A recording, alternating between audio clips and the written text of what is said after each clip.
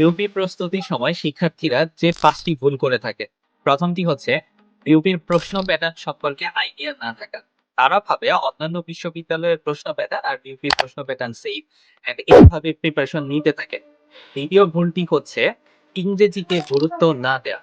ইউপির ইংরেজি প্রশ্নটা কম্পারেটিভলি একটু কঠিন হয়ে থাকে। আর সেকেন্ড যে বিষয়টা, এখানে 40% মার্কস না পেলে কিন্তু চান্স পাওয়া কঠিন, মানে চান্স তোমার খাতায় দেখা হবে না। আর ইংরেজিতে 40 মার্ক থাকার কারণে জিনিসটা একটু কমপ্লেক্স হয়ে যায় আরকি। তৃতীয় যে ভুলটা করে সেটা হচ্ছে পর্যাপ্ত সংখ্যক প্র্যাকটিস না করা। যেহেতু বিউপির প্রশ্ন প্যাটার্নটা ইংলিশ ভার্সনে হয়ে থাকে, তাই পর্যাপ্ত সংখ্যক প্র্যাকটিস করাটা সবথেকে বেশি গুরুত্বপূর্ণ এই জায়গাতে। চতুর্থ যে ভুলটা করে সেটা হচ্ছে আ বেশি সংখ্যক প্রশ্ন দাগানো। পরীক্ষার হলে গিয়ে বেশি সংখ্যক প্রশ্ন আনসার করা।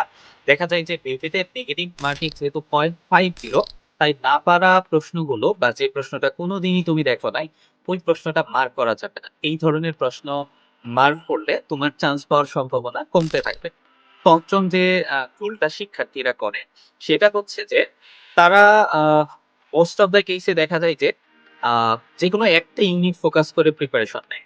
এই ভুলটা একদমই করা যাবে না। তুমি যদি বিভাগ পরিবর্তনের প্রিপারেশন নাও তাহলে একসাথে এফএএসএস, এফট্রিপলএস ২ টার প্রিপারেশনই কিন্তু নেয়া যায়। ২ টার প্রিপারেশন কিন্তু কাছাকাছি। এক বছর এফএএসএস এর কোশ্চেন সহজ হয়, অপর বছর এফট্রিপলএস এর কোশ্চেন সহজ হয়। তাই একসাথে ২ টা ইউনিটের প্রিপারেশন নিতে হবে।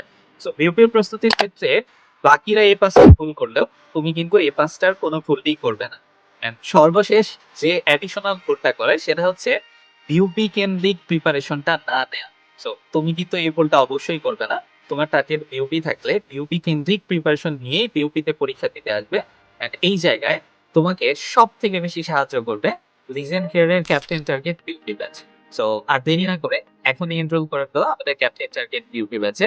আর এই ভুলগুলোর কোনো একটা ভুলও না করলে তুমিও হয়ে যেতে পারো তো একজন বিউপি।